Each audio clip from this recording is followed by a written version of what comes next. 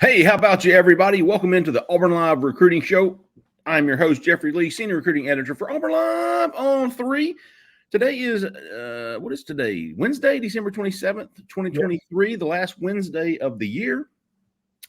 I'm joined, as I always am, 85% of the time, Mr. Jhead. How about you, Mr. Jhead?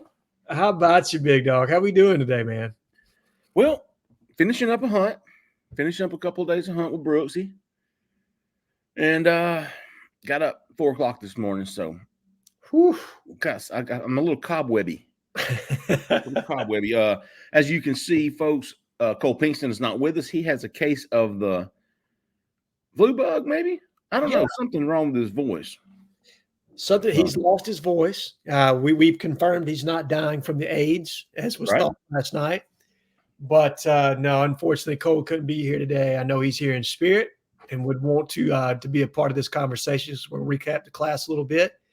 But he's not here today, guys. So you're going to catch him next week on next week. But he's watching, though. Hey, you know he is. Hey, Cole.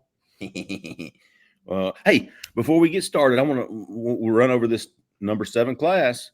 But Prize Picks is still in full effect. I don't know if you guys are still playing or not, but if you haven't, go download Prize Picks.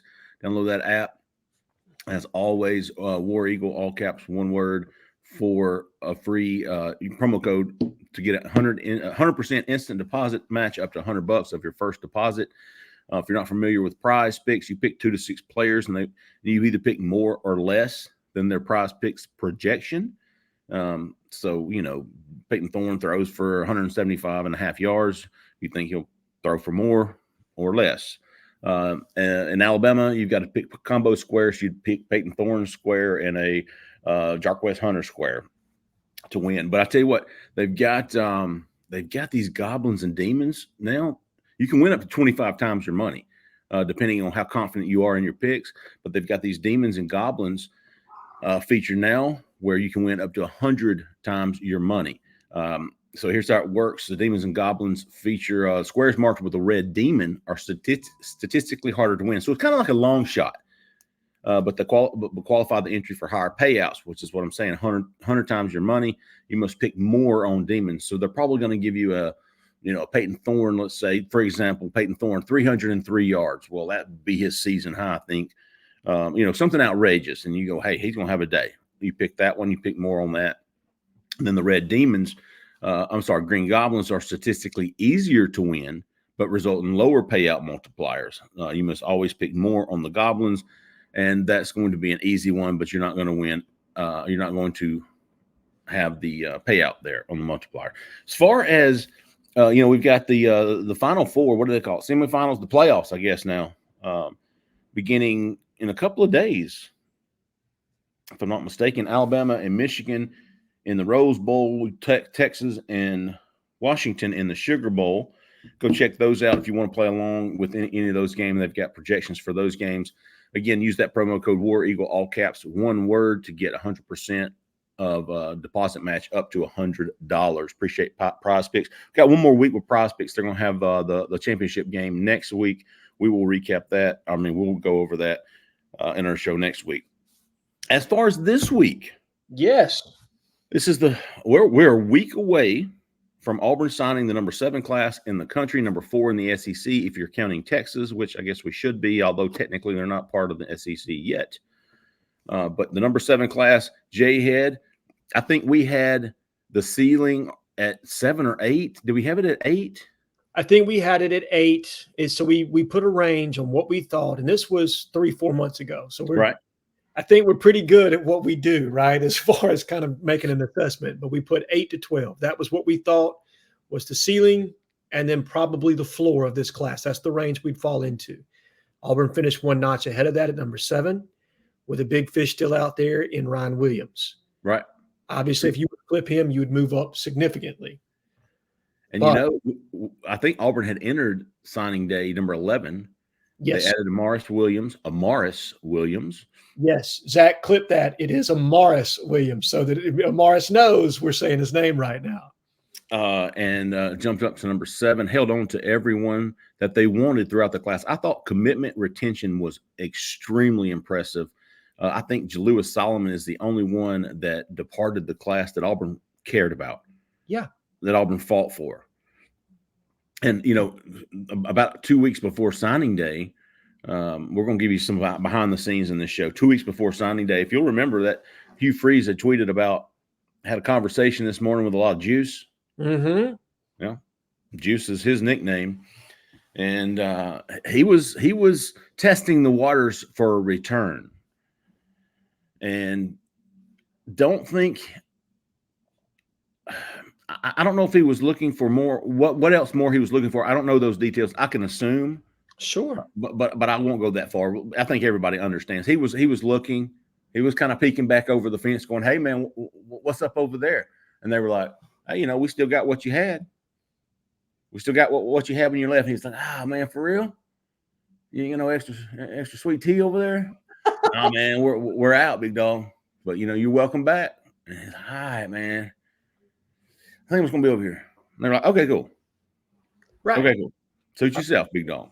Exactly. I think at some point you have to practice restraint. You have to offer fair market for what it is that you put a value on a certain prospect for. And if you start to put yourself in a position where you compromise yourself, you're going to limit yourself in other potential places where you need to make talent acquisition pieces to this roster. And, good for them. You're right. Jalewis Solomon is the only one I can think of from a commitment retention standpoint where Auburn lost a guy.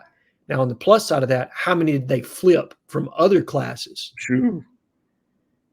Cam Coleman, Perry Thompson. I'm looking at listen to this. All top recruits were flipped. Cam Coleman, Perry Thompson, DeMarcus Riddick, Morris Williams, John Monte Waller. Yes. And it wasn't a legitimate flip, but Joe Phillips was going to Georgia. Joe Phillips changed his name. So that's 4. Let's see. I don't see any other flips. The top 4. Yeah, the top 4 players in your class: DeMarcus Perry Thompson, Cam Coleman, Morris Williams, 5. Excuse me, Monte Waller. That's 5. Waller. So the top 5 players in your class were all flipped from other classes. That tells that tells you everything you need to know about what kind of a value they put on certain players and the aggressive nature of recruiting that Hugh Freeze has instilled in this staff and not giving up on a guy. They knew they were behind on these guys moving into this 2024 class. They knew they were absolutely behind from a relational standpoint, and they had to make it up in other ways. They were able to do that and to close strong. And Jeffrey, from a need standpoint, I think they checked every box, and they got a really big, now Army All-American game offensive lineman on National Signing Day that we didn't even get the opportunity to talk about. Oh, yeah. Oh, favor. Lord have mercy. I do. Yeah. That was a recruitment.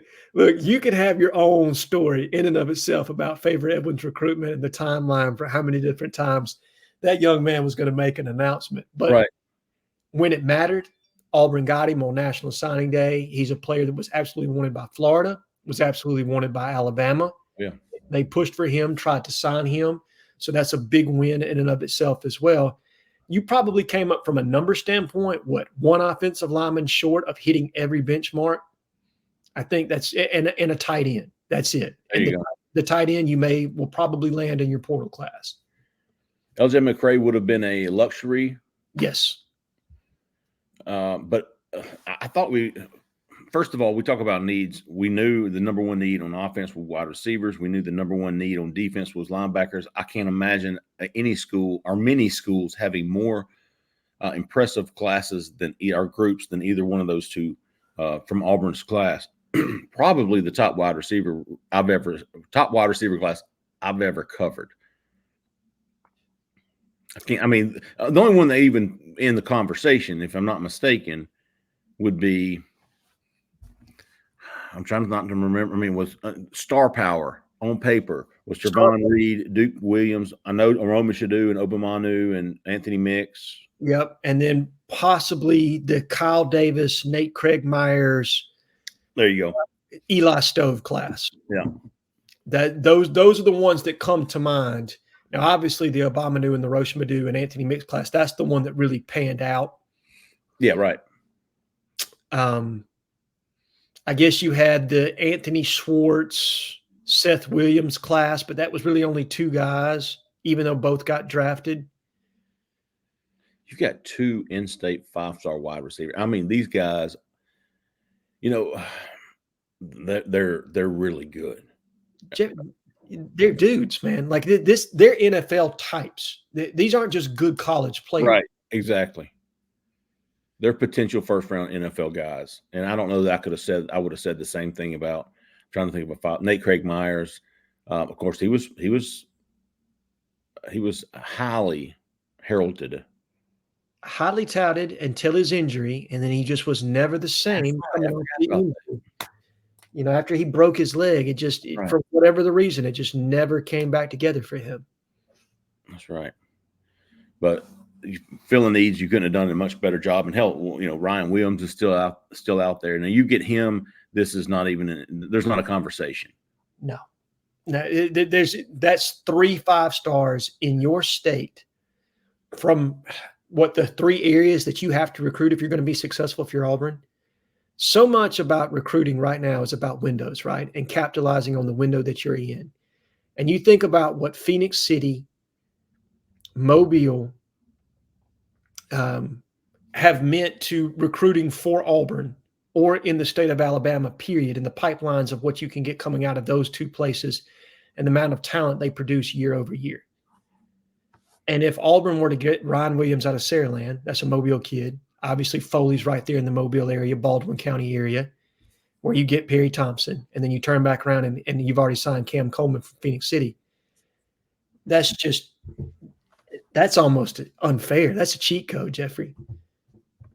There wouldn't be a conversation. See, we're having this conversation right now, and we're going, you know, that class may be in this conversation because it is. We're naming them. You get Ryan Williams, and there isn't a conversation. Now it's like, well, what was the second best in the past 20 years? I agree. And and you're right. They'll be talking about this class from a wide receiver standpoint for years to come with what those kids can do on the field. And especially with a blue chip quarterback like Walker White in the class that can absolutely get the ball to them. You know, they're not going to have an issue there.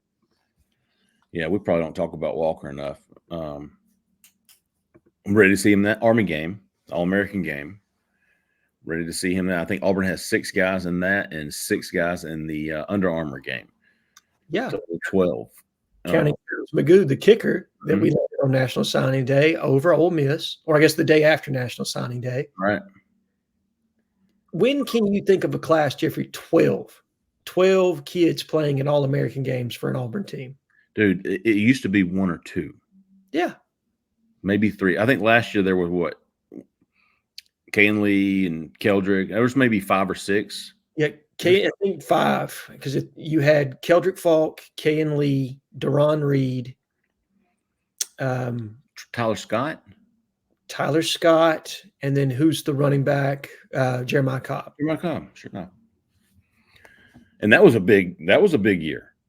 Huge year by comparison to the year before, when I think you only had Holden Gardner and then maybe our kicker Alex McPherson that were Under Armour All-Americans. I think that's all we had out of that class. Ryan Williams will also play in, I think, the Army game. I think he's in the Under Armour All-American game. I think he's going to be in Orlando this week. So, man, it'll be a fun week of all-star games for Auburn fans. And I tell you what, the difference between this 2025 class and 2024 classes, we talked about all the top recruits, the 5 top recruits being all flips. You hope that the 2025 class is going to be a bit different, although they just flipped Antonio Coleman from Alabama. Sure did.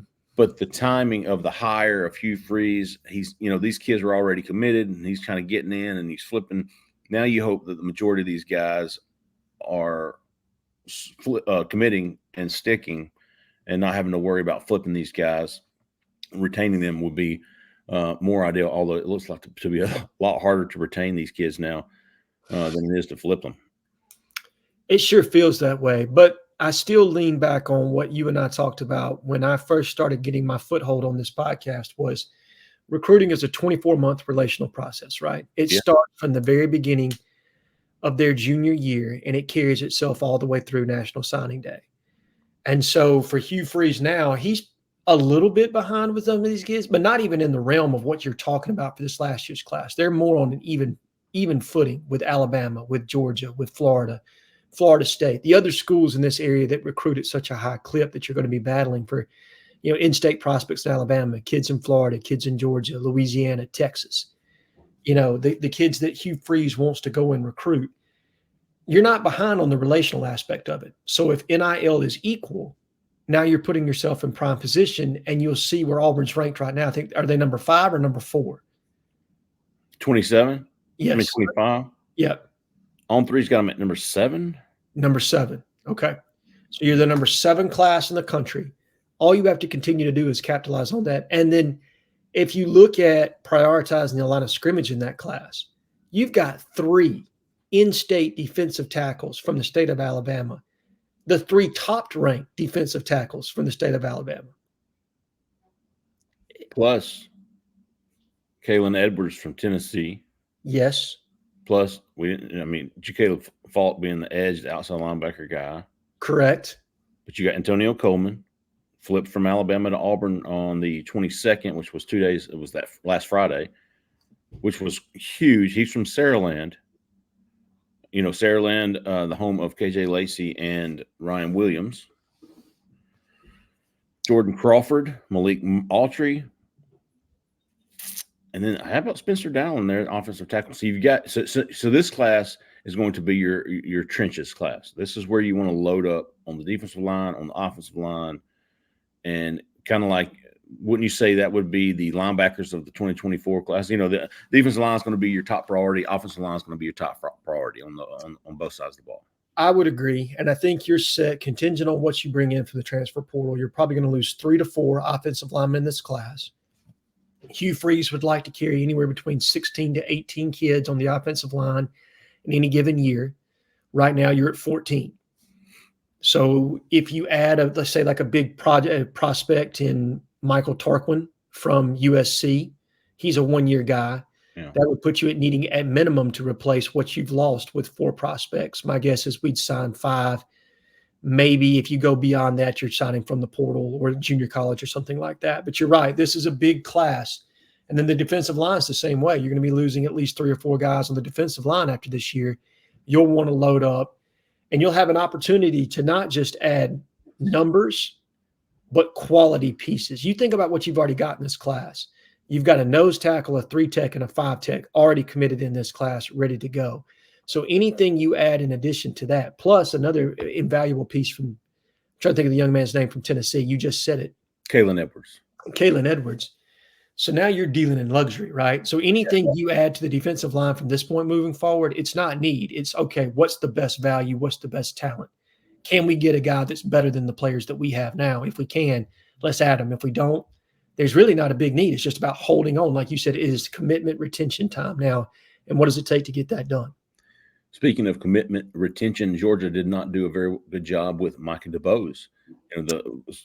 The big 2 biggest headlines of the 2025 class this past week were Antonio Coleman, who is no relation to AC, the former Auburn player, and I think he's the coach at Williamson now.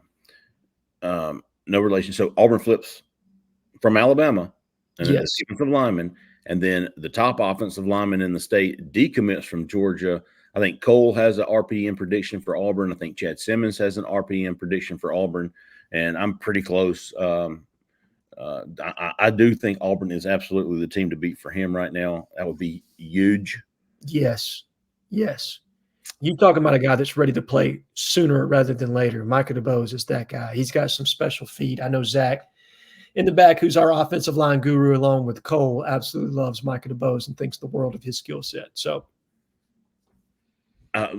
let's talk. Hugh Freeze says, I want a top 10 this year and I want top 5 next year. Yes. He's already checked that box off, number 7. And I don't see Auburn falling any lower once February signing period. If anything, they're going to get Ryan Williams and move up. But do you think, using On3 rankings right now, they're number 7 in the country, the 2025 class is. Do you think that's the floor? I won't say it's the floor. I think the floor is 10. I think the ceiling. Okay. I think the ceiling is probably number 4. I think the floor is number 10. And there's somewhere in between right now. I was thinking 3 to 7. I mean, first of all, I think Auburn's proof of concept this season is going to be much different than a year ago. Yeah. I think the schedule is sends the at Alabama and at Georgia. I think it's a very doable schedule. What are you looking at in terms of win, Jhead? I mean, are you at 8? Yeah, I think 8 is very doable for this team. That's what I predicted coming in. Looking at the schedule, I think you could get to 9-3 for sure. But something about either Oklahoma or Missouri, I think you're going to drop one of those 2 games. I don't think you can win both of those. And then you just always want to create some ability for margin of error. You never want to put too many expectations on something. So I think 8 to 9 wins is very doable. And that's an improvement. Auburn, what you saw where Billy Napier was on fire, right, this time last year and getting commitment after commitment. And then as the season went on, you just saw his class fall apart because the proof of concept wasn't there. You were seeing them kind of go backwards on the football field, and that made them very easy to negatively recruit. Well, if Auburn improves its win total to 8, maybe 9 games, you're right, Jeffrey. There is no negative recruiting. Auburn's continuing on its upward trajectory. You're consistently improving, and now you're the missing piece to getting us in the playoffs. That's an easy sell for Hugh Freeze moving forward into that 2025 class. And I think they've already laid a lot of the groundwork, like you talked about, on the trenches where they plan on putting some real star power in the defensive line and offensive line. The skill positions aren't as deep, I don't think, in this next class. I mean, I think you've got some guys like Alvin Henderson, the young man out of Selma. I'm trying to think of his name. It's a wide receiver target. Derek Smith. And there will be other targets that will pop up. We know that we're nowhere close to a final board as far as that goes for a 2025 standpoint. But just to see the quality of prospect they're already in on. You're Braden Jacobs, your Micah DeBose, the guys you've already got committed, Jacaleb Falks, Eric Winters is still out there. There you go. You know, it's a very real possibility. KJ Lacey, who's a top-ranked quarterback in this class, could be your quarterback. I mean, it's a very real possibility you could flip him from Texas. Nothing's done yet. So Zach says there's also a chance that a 10-win SEC program will sneak into the expanded CFP. And that's true. Look, what if Hugh Freeze gets you to 10 wins next year? What do you think that does? It only further cements your concept, your proof of what you're planning on doing in recruiting. Now, I wouldn't project that, but Zach's right. I mean, I think top end 10-2. Like, in no way do I think you're going into Tuscaloosa to beat Alabama, and in no way are you going to Athens and beating UGA. But other than that, you could upset Oklahoma at home. You could go to Columbia and beat a good Missouri team. A&M's not what they were last year. They've lost a ton to the transfer portal. Yeah. And they're coming to your place. You get Cal at home. You get 3 other slam dunks at home. Do you have LSU next year? You don't have LSU. You don't have Ole Miss. Really? You get Kentucky, Vanderbilt, Texas A&M, Alabama, Georgia, Missouri, Oklahoma. I think next year, the proof of concept for me will be consistency. I think what we saw this past year was a roller coaster of performances where you're almost beating number 1 Georgia, you're losing to New Mexico State, and the next week you're almost beating number 2 Alabama or whatever they were at the time. And just having some games where you're like, what the hell am I watching? Right. You know? I mean, going like the consistency was not there. Obviously, that was due to the lack of depth and talent. Let's be honest here. I don't think talent will be an issue, as much of an issue next year.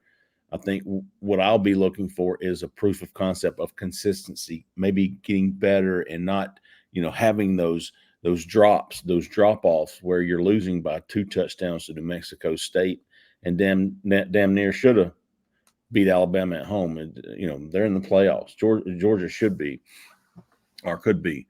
So consistency, as far as I'm concerned, for the 2024 season is what I'm looking for from this football team.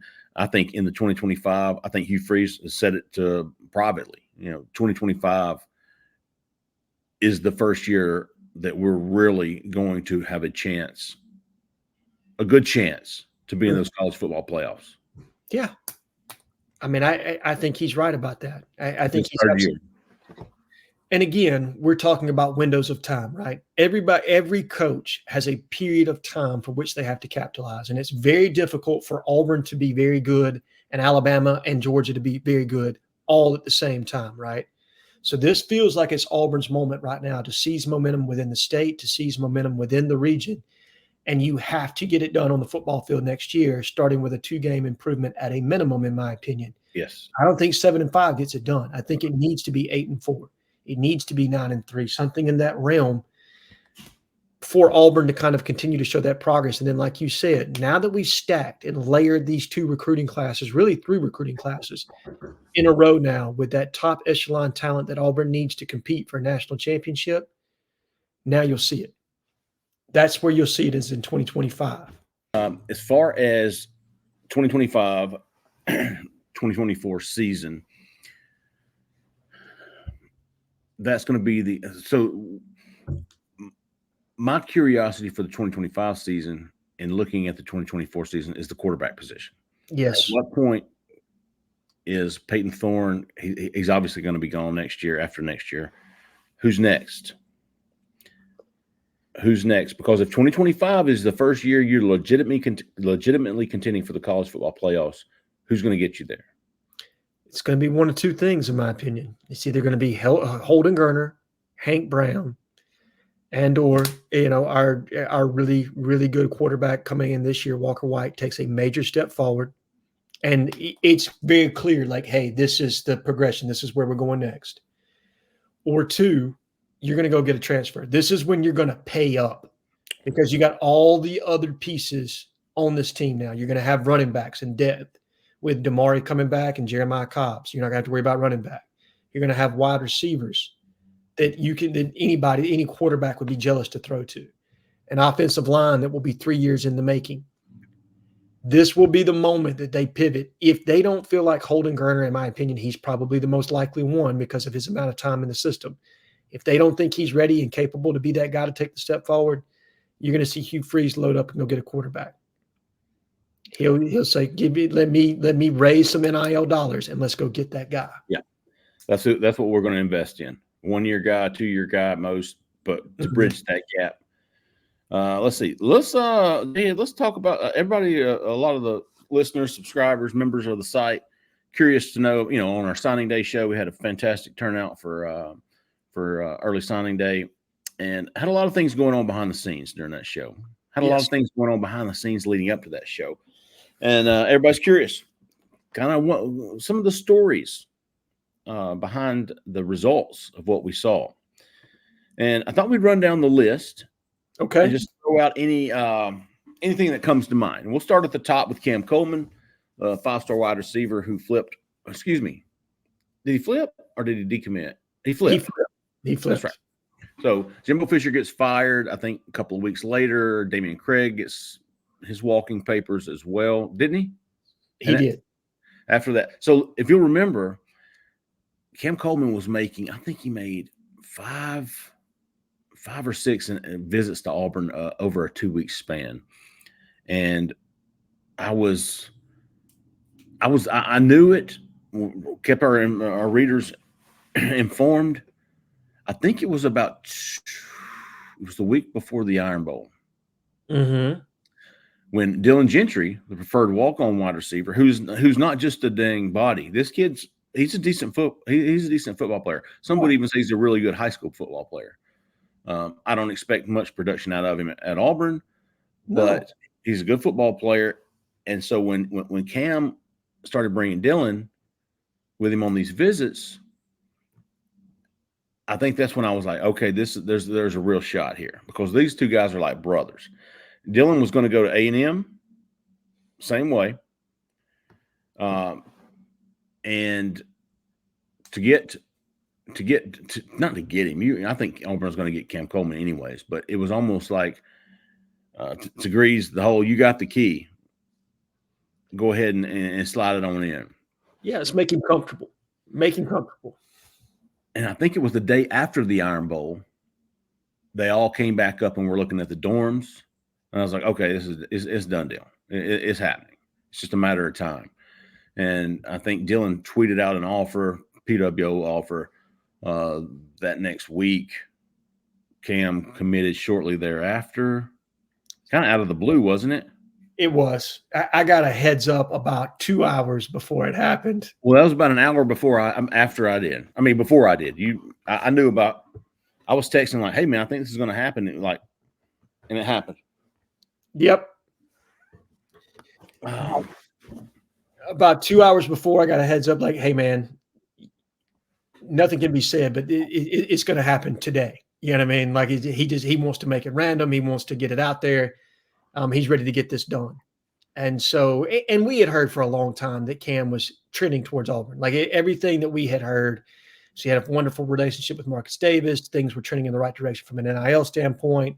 Obviously, things had gone south with probably the recruiter that he had the closest relationship beyond Marcus Davis, Damian Craig, with his status at A&M.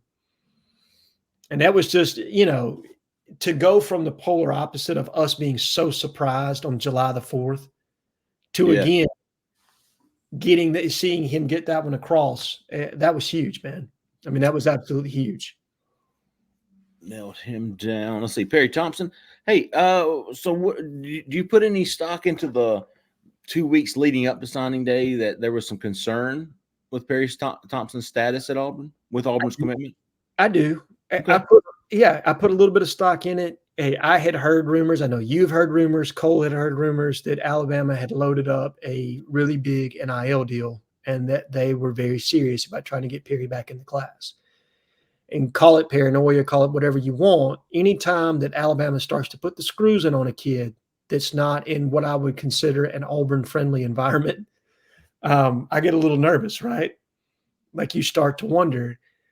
And then 2 days before National Signing Day, I heard, okay, Auburn feels good. And then the day before National Signing Day, like the night of before National Signing Day, I said, hey, man, something's going on here. There was. I don't know. There was definitely cause for concern. Yeah. I never thought that he wouldn't sign with Auburn, but I did think that there were some people worried that he might not. Yeah. And I put stock in some of those people think. You know what I mean? Let's see. Who else is there? DeMarcus Riddick. Boy, I tell you what, that was a wonderful recruitment. Loved it. He was committed to Georgia for a long time. Alabama was trying to flip him. Auburn was trying to flip him, and he flipped to Auburn and never looked back. Never took another visit. Never missed a game at Auburn. Fantastic kid, fantastic player, fantastic recruitment. He commits and done deal. And that was man, no drama after he committed. None whatsoever. No, and I think the only visit he did take, he did go to see Alabama versus Texas, which wouldn't make that game? Yeah, you're right. You're right. I forgot about that. But was it Auburn the exact next week for the Samford game of all games? Like he really needed to be there for Samford. Right, right. Showed up to assuage any fears or concerns they had. And then, like you said, Jeffrey, never visited anywhere else, was completely Auburn all the way through. But that's the kind of kid DeMarcus Riddick is. He promised Nick Saban he would come visit Alabama for a game, held true to his word, told our coaching staff about everything on the front end, was completely transparent, and then came right back and said, hey, guys, I'm still in. Auburn's still where I want to be. So like you said, just you wish every recruitment could be that clean, right? Where you weren't constantly having to call a kid like, hey, man, what are you thinking? Let's get to – I'll tell you what I was doing, man. Amars Williams. Oh, and, yeah. This was December the 12th, so 8 days. This was when he was leaving his official visit. This was probably the best kept. I mean, listen, after he left, I started saying this. Listen, I don't know where he's going to go, but I know it's not going to be Florida. Okay. Yeah. And it was because when he left Auburn, he told us, I'm not going to Florida. It's either Auburn or Ohio State. I'm going to go to Georgia this weekend. At the time, he had planned to visit Georgia that last weekend before signing day. Of course, the next day or two, it was like, no, he's not going. Mm-hmm. He's all Auburn. Ohio State's not going to put the money up, the NIL that Auburn will, and it's pretty much a done deal. I know Florida had home with him that Thursday, and they were, I guess, hopeful. But the kid told me, like, it's Ohio State or Auburn.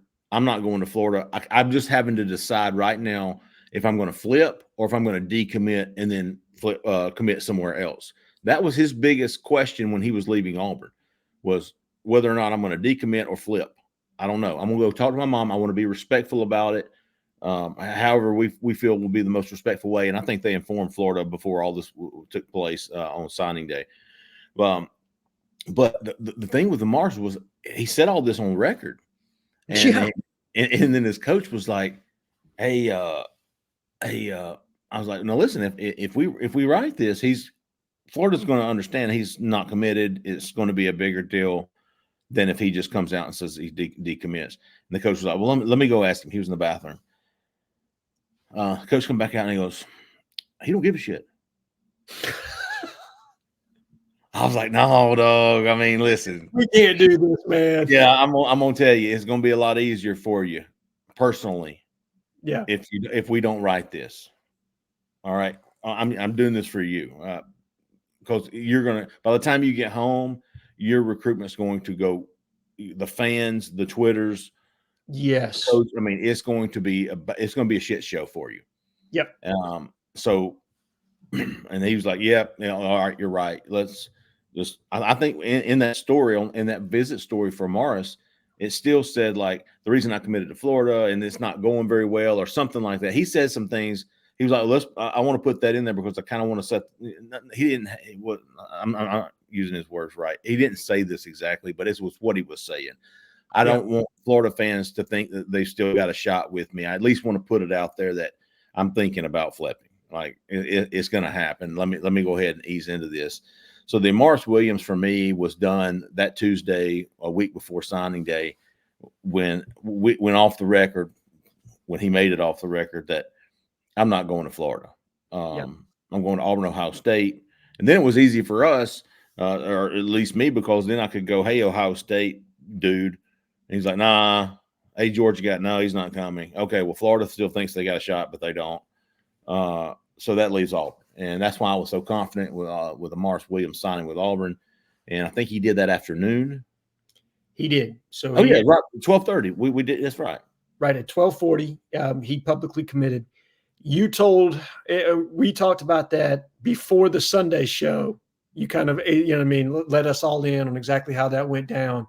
And then it probably was 2 days later when I hear that he is recruiting, behind the scenes, he's recruiting, recruiting LJ McCray. He's recruiting KJ Bolden to Auburn, not to other schools, but to Auburn. Like, hey man, you need this. Auburn's the place. This is where you need to be, so on and so forth. So you knew you had him at that point. That was it. That was one that I think we all felt very comfortable in. Hey man, it's Auburn. It's not going to be Ohio State. It's Auburn. You always hedge your bets a little bit, but you knew. And you know what? We also said that he probably, or he very well could be the only guy on signing day, right? Because Edwin, as Jhead mentioned earlier, dude, this guy committed to Auburn multiple times. And it wasn't like multiple times. It was, Coach, I'm locked in. I'm going to announce next week. This was back in November. Yeah. Okay. I mean, maybe early November when he was supposed to announce. Remember, he was like, I'm going to go visit Clemson, and then I'm going to make a decision after that. This was after his Auburn visit in October. He never went to Clemson. And so it was early November because I had snuck up there for a Cam Coleman visit and saw Favor Edwin and not Favor Edwin, but the communications he was having. He was locked. I'm going to announce next week. I'm going to announce Thursday. Thursday comes and goes. I'm going to think about it one more time, but I'm still locked in. All right. Well, when are you going to announce? Next week, next Wednesday. I mean, it was maybe 3 or 4 weeks in a row. He just kept putting it off.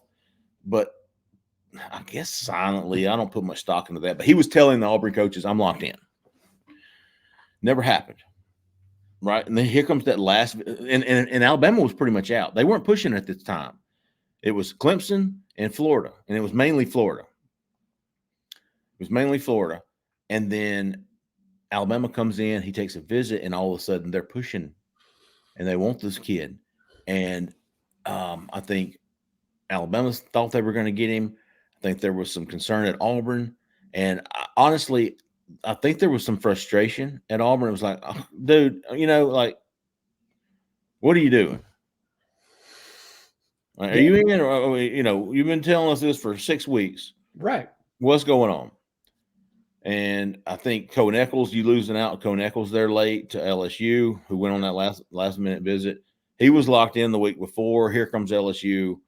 And that was when that happened. I lost all confidence in Cohen Eccles. I still had a little bit of confidence in favor. And then Auburn really, I think, started turning the screws Monday and Tuesday. Yes. And then Wednesday really was like, let's go. All right, get in. Let's go. And he did. He did Wednesday night. That was and I honestly, leading up to that, I was like, dude, just let me know when he commits. I don't care where it is. I'm done with it. I'm not chasing this anymore. I'm so tired of this. No, I'm tired of putting our readers through that. I agree. Look, 85, 45, 55. I'm like, man, just let me know when he commits. Look, we did a whole commitment breakdown video that has never aired that Zach's got somewhere, you know what I mean, in the cloud. Listen, I loaded it into the movie player, the video player, and I had it in my head. I had my favorite commitment story, and I think we were expecting it the next day or that weekend. Correct. And this was 3 weeks before signing day, and I had the video loaded in the player, and then all of a sudden it automatically inserts itself into any Auburn recruiting video. Did you know this, Jhead? Yeah, I found out after you told me about it. Oh, okay. It went live. So like in a hot board, if you clicked on a hot board from a week ago, it would show up, hey, Favor Edwin. Yeah, he's a great player. Auburn got a good one here. It was titled, Favor Edwin commits to Auburn. Well, of course, the guy on 3 was like, oh, yeah, I forgot to tell you that. Anytime you put, I was like, well, dude, what the, luckily I caught it. I mean, there were still some people that saw it, no doubt about it. But for about 30 minutes, it was live. And fortunately, I caught it. And fortunately, he signed with Auburn. I was thinking, oh, my God, I'm going to jinx this shit. But that video, I think it's still in my email. I never did add. I was scared to upload it again. Real quick, let's do the backstory on KJ and LJ just on signing day, on what we were thinking going in. And then let's get some how about you and get you out of here, big dog. I hear you. Okay, good. Now, see, maybe we differ here, Jhead. My people never thought KJ was locked in with Auburn. Right. I mean, they felt like they had a good shot, but they never felt like he's in. And I saw some of the some posts on the message board of, we got people who know things on the message board. We do. Not on all things, but maybe this guy knows this guy, and he's pretty locked in on this recruitment. But I've seen some people, he was telling that was never, and my sources never heard KJ say, I'm coming. Right. I know they were they weren't very confident. They were felt good about having a shot. Mm-hmm. Mine. Same for LJ. The Monday of signing day week, I got messages and texts from people that I trust in the NIL world. They said it's done. KJ's locked. We're getting him. And then it probably wasn't 12 hours later, about 2:00 on Tuesday. Hey man, forget what I said last night. Georgia's making a massive push. They're making a massive push. And then I would kind of check in, like, hey, what are you hearing? Like, hey, it's not good. And then around 2 a.m. ish, I got a text that said, hey, we've lost all confidence on KJ. We feel pretty certain he's going to Georgia. And so at that point, I felt like walking into signing day that there was some concession by the coaching staff at the very early part of the day, that they felt like Georgia had that one locked up. Yeah. I think I bumped him up to 50% about that Monday you were talking about. That was confident. That was about as confident as I got. But yes, I agree. That Monday, there was a lot. I remember where I was. I was in that front room when I was getting some positive feedback on that. And Georgia wasn't really they weren't to the level they would be 24 hours later. Correct. I still at that point thought Auburn was flipping him from Florida State and that Georgia was a distant third. Yeah, that's what I did. So I thought it was Auburn, Florida State. Auburn's moved up. They've got a 50-50 shot here. Almost I'll believe it when I see it type deal. But yes, there was some very positive feedback on Monday. And then Tuesday it was fading. And then Wednesday morning it was done. Yeah. You said that night before you had heard it. I was early. Hell, I put in a prediction for him pretty early Wednesday morning. Around 6 or 7 a.m. You put in a prediction for KJ to UGA. I remember old Ben woke. You know Ben? Yeah. He's like, thanks, Dick. I just woke up to this. Like you couldn't have gave me time to wake up a little bit. I was like, wakey, hands off snakey, big dog. No doubt, dude. Brooks don't know what I'm talking about. LJ, again, the relationship with Jeremy Garrett was huge. I know Auburn felt decent about good shot. Jeremy Garrett went in Friday. And I thought there was something odd about LJ not publicizing his Auburn visits. Yes, very much so. Now, I know Jeremy Garrett likes to move in silence. Hell, think about Jordan Crawford. Think about Kalen Edwards. Think about the kid they just got, Antonio Coleman, all out of the blue. Yes. He loves that. So I don't know. I do think Jeremy Garrett was like, let's just keep this quiet. You know, we'll take pictures, but don't put them up. He was hoping to sneak in there and get LJ. He was. And I think that was one that you and I both had heard legitimate buzz on. At the end of the season, there was some real LJ McCray buzz. Yeah.